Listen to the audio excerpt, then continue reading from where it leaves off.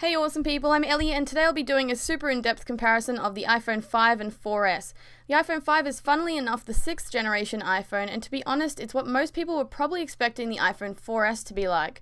With this new 4-inch Retina display at a resolution of 1136 by 640, the phone was manufactured slightly taller at 123.8mm in comparison to the iPhone 4 and 4S body measuring at 115.2mm tall. Looking at the body of the phone, the other obvious design difference is the two-tone design of the back made of aluminium and glass.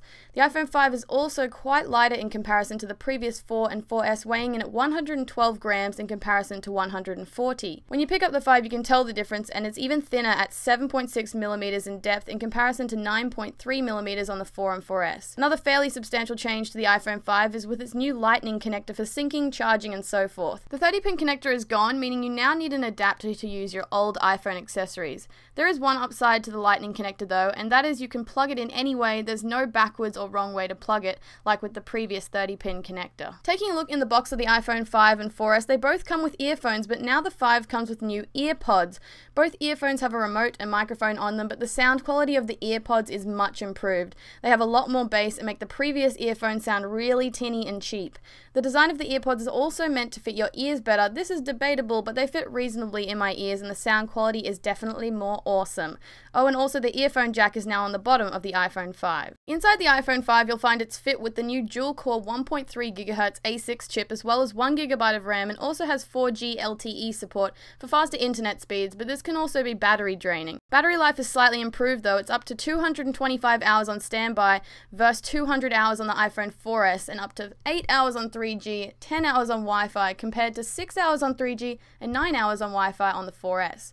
Another interesting fact is the iPhone 5 uses the same vibrating motor, a rotational motor with a counterweight found in the iPhone 4 and earlier iPhones, not the quieter linear oscillating vibrator used in the 4S. Though from my test, depending on the way your iPhone is sitting, the iPhone 4S's vibrations can still be as loud as the new 5, so it's nothing to freak out about.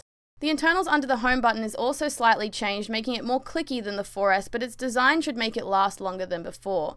And something for you cool DIY guys is the iPhone 5 is easier to take apart. When it comes to fixing a shattered glass display, the front piece of the phone comes right off by simply removing the two pentalobe screws on the bottom of the phone.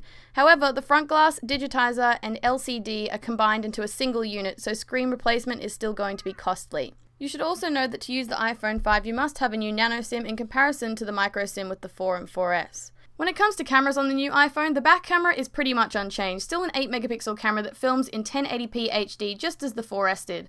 The front FaceTime camera on the iPhone 5, however, was changed. The front camera is now 1.2 megapixels in comparison to VGA quality and can film in 720p HD, which is just awesome. There are also 3 microphones on the iPhone 5 in comparison to 2 on the 4S. To be completely honest, I could easily stay with my iPhone 4S, it's very much just as good as the 5, however I'm definitely enjoying the upgrades with a little more screen space, having a lighter and thinner phone. But I hope you enjoyed this video. If you did, please give it a like and subscribe if you'd like to see more videos by me. Thanks for watching.